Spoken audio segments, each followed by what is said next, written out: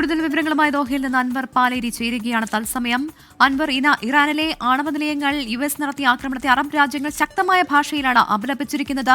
ഇതുൾപ്പെടെ എന്തൊക്കെ കാര്യങ്ങളാണ് ഇന്ന് സംഭവിച്ചത്? ഒപ്പം തന്നെ ഏതെങ്കിലും രീതിയിലുള്ള നിലപാട് നിലവിൽ അറബ് രാജ്യങ്ങൾ സ്വീകരിച്ചിട്ടുണ്ടോ? പ്രവിത, ഗൾഫ് രാജ്യങ്ങൾ, ഖത്തർ ഉൾപ്പെടെയുള്ള ഗൾഫ് രാജ്യങ്ങൾ തുടക്കം മുതൽ തങ്ങളുടെ നിലപാട് വ്യക്തമാക്കിയിരുന്നു. ഒരു തരത്തിലുള്ള സംഘർഷത്തിലേക്കും നീങ്ങരുത്, അത് വലിയ പ്രത്യാഘാതങ്ങൾ ഉണ്ടാക്കും. അതുകൊണ്ട് എത്രയും പെട്ടെന്ന് സംഘർഷം അവസാനിപ്പിച്ച് നല്ല രീതിയിൽ വിഷയം അവസാനിപ്പിക്കുക എന്ന നിലപാട് തന്നെയാണ് എല്ലാ ഗൾഫ് രാജ്യങ്ങളും തുടക്കം മുതൽ സ്വീകരിച്ചിരുന്നത്. എന്നാൽ കഴിഞ്ഞ അമേരിക്ക കൂടി ആക്രമണത്തിൽ നേരിട്ട് ഇടപെട്ടതോടുകൂടി ഗൾഫ് അറബ് രാജ്യങ്ങൾ തങ്ങളുടെ നിലപാടുകൾ കുറെ കൂടി ശക്തമാക്കിയിട്ടുണ്ട്.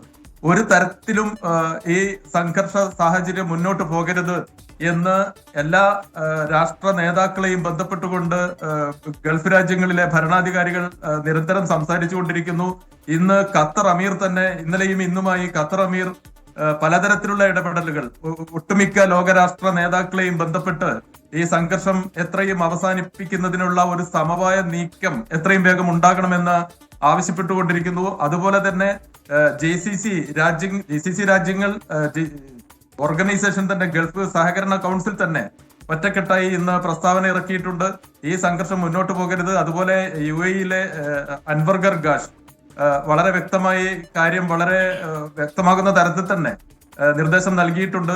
വിഷയം എത്രയും പെട്ടെന്ന് അവസാനിപ്പിക്കുക, ഒരു തരത്തിലുള്ള സംഘർഷത്തിലേക്കും കാര്യങ്ങൾ പോകരുത്, സംഘർഷം അവസാനിപ്പിച്ച് ചർച്ചകളുടെ വഴി നയതന്ത്ര നീക്കങ്ങളിലൂടെ എത്രയും പെട്ടെന്ന് പ്രശ്നം അവസാനിപ്പിക്കുക എന്നത് തന്നെയാണ് എല്ലാ ഗൾഫ് രാജ്യങ്ങളുടെയും ഒറ്റക്കെട്ടായ നിലപാട്. അതുപോലെ നമുക്കറിയാം, ഇനി എന്തായാലും ഈ വിഷയം ഇങ്ങനെ തുടർന്നു പോകുന്നിടത്തോളം സമവായത്തിലൂടെ ഈ പ്രശ്നത്തിന് ഒരു പരിഹാരം ഉണ്ടാക്കുക അങ്ങനെ സംഭവിച്ചിട്ടില്ലെങ്കിൽ വലിയ പ്രതിസന്ധിയിലേക്കായിരിക്കും ഗൾഫ് രാഷ്ട്രങ്ങൾ പോകുന്നത്. കാരണം ഹോർമുസ് കടലിടുക്ക് നമുക്കറിയാം, ഗൾഫ് രാജ്യങ്ങളിലെ സുപ്രധാനമായ എല്ലാ ചരക്ക് നീക്കവും നടക്കുന്നത്, എണ്ണയാവട്ടെ, പ്രകൃതിവാതകമാവട്ടെ, അതുപോലെ തന്നെ ഭക്ഷ്യവസ്തുക്കൾ ഉൾപ്പെടെയുള്ള എല്ലാ മനുഷ്യന്റെ ആവശ്യമായ എല്ലാ കാര്യങ്ങളും ഗൾഫ് രാജ്യങ്ങളുടെ സമ്പദ്ഘടനയുടെ ഏറ്റവും പ്രധാനപ്പെട്ട ഒരു ഘടകമാണ് ഹോർമുസ് കടലിടുക്ക്.